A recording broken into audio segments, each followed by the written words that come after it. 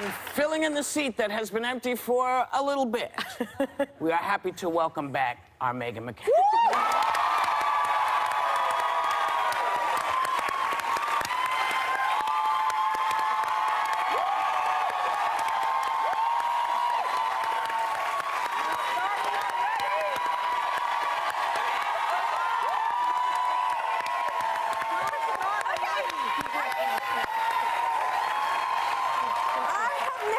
I have missed all of you so much. Thank you so much.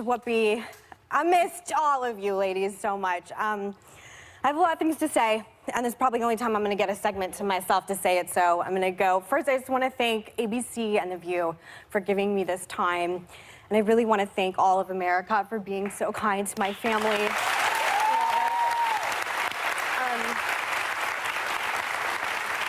From the second that my father passed, and immediately after he passed, the media knew, and I had to get in a car in a motorcade behind his hearse driving from Cornville to Phoenix. And from the very moment I left, there were people in the country, all races, all ages, all creeds, out there with American flags, waving, saluting, praying, everyone. He would have loved it, loved it the entire time. I cried the entire way. Veterans, we're talking like the poorest areas of Phoenix to presidents at the cathedral. Everyone came out and celebrated him with love. And it made me so inspired that the ideals that my father espoused through his career are the ideals of America. And I think there was a lot of talk about what died with him. And I am here today to tell you, it didn't. It is alive. Remember that. He believed in American exceptionalism. He believed America is the greatest country in the history of the world. He believed that when your candidate's opponent says something racist in a rally, you push back. That is John McCain, and that is what America is. On a personal note, the women at this table, all of you, I just want to start with you, Whoopi. My father loved you. He loved you. He really loved you. Sorry. No, it's okay, baby. Take your time. And take your time. And I love you. And this woman has let me cry in her dressing room all year last year. I would go in before the show and she would let me cry on her shoulder. She wears white blouses all the time. I've ruined it with mascara more times than I can say. Your daughter Alex and her friends, they are my sisters. You are my family. He loved you, and he wanted me to come back here, which is why I'm here. Abby, when my dad was first diagnosed, I got wasted with you. And I drank so much. She was heavily pregnant, and she watched me down Jack Daniels after Jack Daniels, and then I threw up, and her sister held my hair back. Yvette, people don't know this about you, but you're a caregiver to your father as well, and I met you here on this show. I text with you all the time, and you just prayed with me backstage. You're a true friend. I love you very much. I love you, baby. I don't know why I'm so emotional other than this is hard. This is a moment. You're allowed to be emotional, baby. It's okay. But you are a very, very, very special person, and I think you are someone who has such wisdom about taking care of our parents and the role that we have to play as daughters, especially to our fathers. Yes. And I have texted you. I remember I was in Sedona and I texted you 2 or 3 days before he died, and I was freaking out, and you prayed for me and you talked to me, and it was so wonderful, and I really appreciate it. In this moment, I want you to know that everything that was in him is in you, and this is your moment in time. You are here for a moment such as this. He has passed the torch to you, the mantle has been passed to you, and you are the perfect person to carry on everything that he began. Do you hear me? I love you. So, Sunny, when somebody dies, you need Sunny around, because this is what she'll do. She'll text you and say, you need to hide out at my house. I got it for you, and I won't tell anyone. And I will give you lavender honey, and you can hang out with my chickens. And you and Manny prayed for me, and you've been such a friend to me. You've been amazing to me. I also got drunk with you a few weeks before the show. And we had. Yes, we did. And I just appreciate having you here as a friend as well. And none of us agree at this table on very much when it comes to politics in the world, but we are all sisters here supporting each other. We got your back, and girl. But this is what America should be.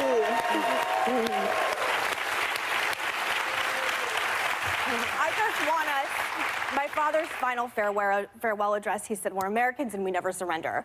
And that's how I feel. We can never surrender to what is happening in the country right now. I understand how divided and how scared a lot of people are, and that it looks like the fabric of democracy is fraying.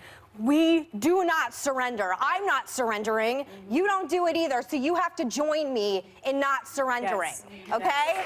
Because I'm still here fighting, and I want all of you to fight with me. And I have one more final thing, and then I will get off my soapbox.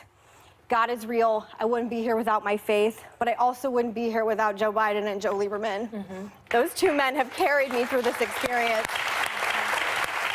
And I just want to thank them for being uncles to me, really gone above and beyond. I'm sure they're like, I didn't realize when I became friends with John McCain that his daughter's drama would all become mine as well. But they're the most wonderful men, both of them, and they've really carried me through this. And can we take a moment? And my mother and my family. Can we take a moment just to talk about that beautiful eulogy? Can we please just, you were fierce, you were wonderful. What was the creation of that like for you? Can you just share? It was electric. Please share. And thank you for coming. I mean, Sonny and Whoopi and everyone came. I mean, you know what? You sent me a video in the morning, and I thought you were there. So, and it does, you were there in spirit as well. In that moment we were sitting there, you were your dad. Yes. He would be so proud, not just to see you there, but to see how you've handled this past month. You don't realize this, but you are an inspiration to everyone in this audience, all of us at the table, but people around this country. Because you have shared your story and you've shared your raw emotions with everybody else. People like Yvette who are going through tough times. It's real, you know. Moment like the eulogy. I will say that there's a lot of questions about his funerals in general, and let me tell you, everything was planned down to the song and every element, everything that was done, including my eulogy, he planned everything.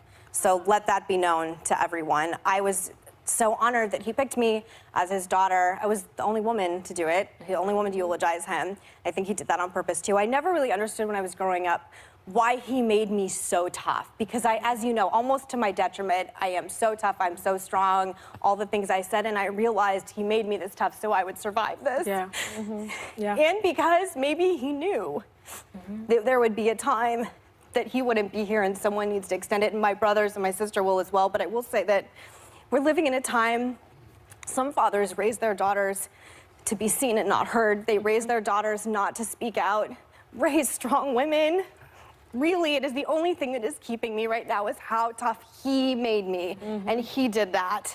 And I love him, and this picture's killing me. How's your grandma? How's grandma? Okay, so my amazing 106-year-old grandmother, Roberta. 106. Yes, she's, I know. Unbelievable. She's amazing, and my mother has been amazing, and my 106-year-old grandma would be so disappointed that I'm so emotional because she wants us to celebrate all that he achieved and all that he has done, and she was like, don't be sad that he is not here, be sad that, or be happy that he gave us what he gave us, and she's incredible, and you know, will probably outlive me at this point. But I really can't thank enough to, there is not enough said about women supporting women, every woman at this table. I mean, I really would not have made it through this experience without every single one of you. And I'm eternally grateful. We've missed you, Meghan. We're happy you're back. We're happy you're back. Welcome back.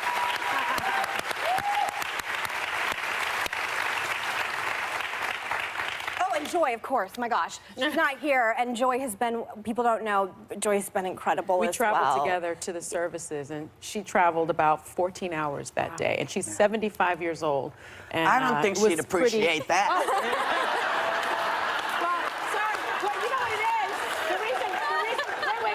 The reason I said that is because I made all the travel plans, and we were leaving at 4 a.m., and I just didn't even think, and she was like, really, Sonny? Sonny, you're never going to live that one down. Really? You're never going to live that one down. There's nothing you can say now. It's just, we're just going to go to break, and I'm just going to wait for the phone to ring. We'll be right back.